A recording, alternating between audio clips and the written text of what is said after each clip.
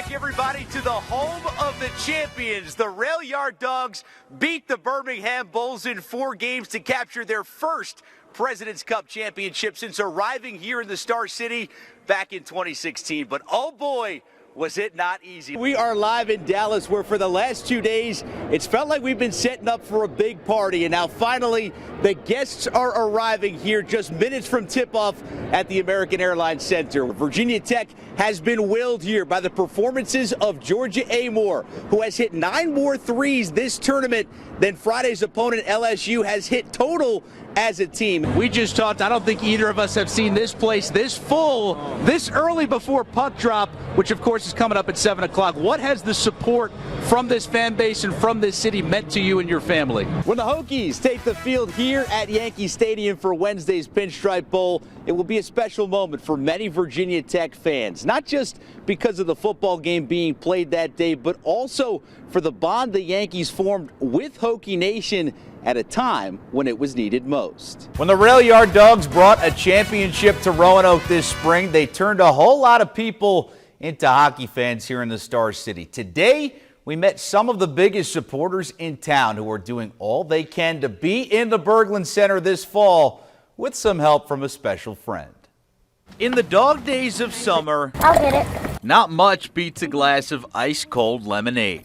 Put it on me. At this stand, it'll only run you $1 a cup. That little boxes come in handy. But those dollars add up when you're dreaming big. We want to accomplish season tickets to the Roanoke Yard Dawgs because ever since December, I loved hockey and I'm thinking about playing hockey. McKenna, her sister Brooklyn, and their friend Gabriel have been hard at work, making their product from scratch as they chip away towards their goal. And their efforts haven't been lost on the team that's captured their hearts. The Yard Dawgs have always been about family-friendly entertainment. And here these 2 young ladies apparently went to a game last year, fell in love, want season tickets, and are selling lemonade to get season tickets. And, you know, Diesel heard about that and said, hey, can you take me out and meet these young ladies? So we are excited, and Diesel's excited to see them and give them a great big hug and thank them for their support. So on Saturday, Diesel! the Dawgs mascot joined the cause himself. Yeah, it's awesome.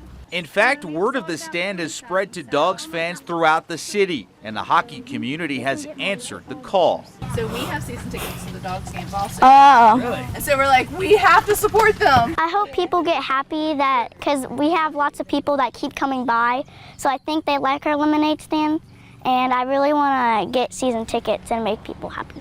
The Dawgs haven't just turned them into fans either. Gabe and McKenna are learning to skate in hopes of one day getting on the ice themselves. I don't play it, but I'm trying to get better to play it. I have a book that shows me how to do power plays and stuff, so I'm learning how to do hockey, and I've been watching them for a long time. And while she's still learning the ropes, McKenna's inspired by the perseverance of the reigning champs. My first time was okay. I fell a couple times, but the Roanoke Yard Dog players, they fell and then they got better. As the summer slips away, the start of a new school year will slow the stand's operations. But until then, the new super fans are squeezing every last drop out of this opportunity. Have a good day. Hopeful that a few small cups now Thank you. help them celebrate a much bigger one real soon. I hope they win the first game back to the hockey. I hope they keep winning and stuff, and I hope I have a good time. Winning the championship was obviously a dream,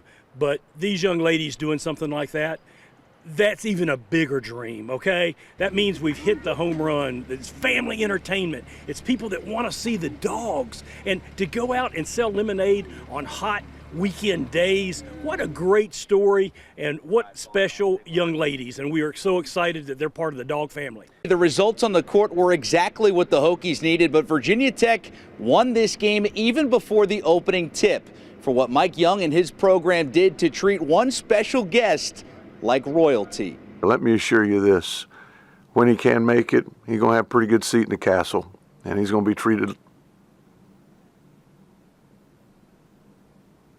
he'll be treated like royalty. That was Mike Young after Tech's home win over Syracuse in late January, where the only thing missing was Chase O'Brien, a 7-year-old who's battled pediatric brain cancer for the last 2 years. He underwent emergency surgery to resect as much of it as they could. Unfortunately, it started to grow back in May of last year. So he's been going through chemotherapy treatments ever since. Chase painted Young sneakers for Tech's annual Shoes for Hope game, but he was in the hospital when Tech's head coach showed them off against the Orange. Young's promise to Chase and his parents, Eric and Jessica, was brought to fruition Saturday night against Pitt. Getting here feels good because we don't have anything going on right now. Chase got the full Hokie treatment, getting to meet his favorite player, The big guy. Justin Mutt. and being introduced during pregame warm-ups as an honorary starter for Mike Young's team. I told him you got to do something when you go out there. I need to see your handshake. He said he's going to flex, so he showed us all his muscles. You really can't articulate words for that kind of stuff. That's awesome. The experience behind that, what he's going through, the ability just for him to be there. I think that really fueled us. To us, honestly, it's above and beyond what we ever expected. Yeah. It is truly great to not just, spend this time as a family, but also, to do something fun, take our mind off of what's kind of gone on the last year and a half with our son. So anytime that we're able to do something like this, we cherish it and appreciate everything everybody's done as far as reaching out and their support too as well. This season for Tech hasn't gone the way most people in Blacksburg expected, but Saturday's win over the Panthers put the cherry on top of a night where a young man named Chase was king of the castle. Toughest guy in the building, man. Toughest guy in the building. 6 years old, and dealing with that, and his mom Jessica and his dad Eric, to have them here and to be able to recognize him and bring him in the locker room after a big win and present him the game ball, call his number and his name to the starting lineups. Pretty awesome day. Before she was breaking ankles on the hardwood, Georgia Amoore was leaving the boys in the dust on the football field. When I used to play football, I used to be really fast and boys would grab my ponytail to stop me. So I've definitely learned a lot from that. Amoore grew up in the Australian countryside in the state of Victoria, where she developed that signature three-point shot in a horse barn. When she was about 13, we put a hoop in the horse barn, and she used to be at 9 o'clock at night just throwing hoops and spray can for the three-point light on the ground and things like that. But Phil and Kelly Amoore's little girl isn't playing in their backyard anymore. The proud parents trekked all the way to Dallas to see Georgia and the Hokies play on the nation's biggest stage. I wasn't expecting them to come to the tournament, but they landed yesterday. And Mum was like, "Did you have any idea that we would come?" I was like, "No."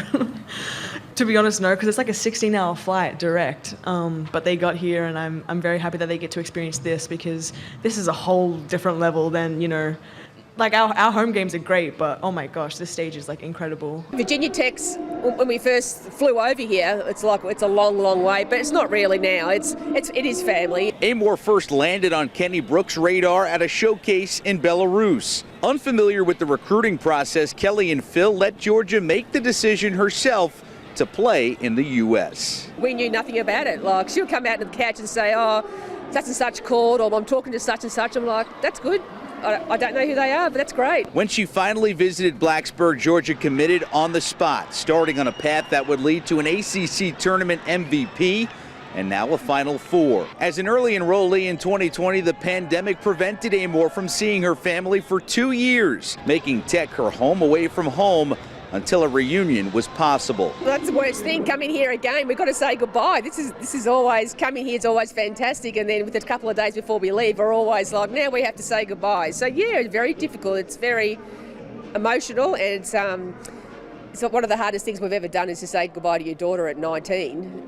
And we didn't see her for 2 years. With the Hokies playing on major networks on this run, Kelly and Phil have watched from the other side of the world as their daughter has captured the hearts of basketball fans here in the States. When it's all said and done, leaving again will be hard, win or lose. But they know their tough little point guard is in great hands with a team that wouldn't be here without her.